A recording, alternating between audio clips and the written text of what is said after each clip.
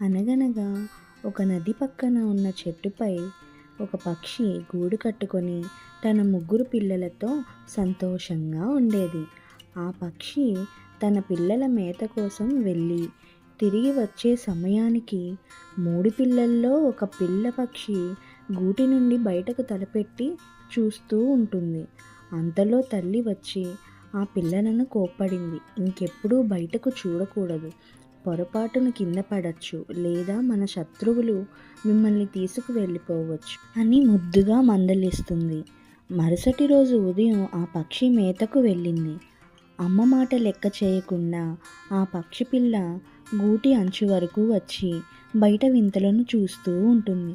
ఆ సమయంలోనే పెద్ద గాలి వచ్చి పట్టు తప్పి కాలు జారి కింద పడిపోయి ప్రాణాలు వదులుతుంది. అందుకే పెద్దల మాట ఎప్పుడూ వినాలి.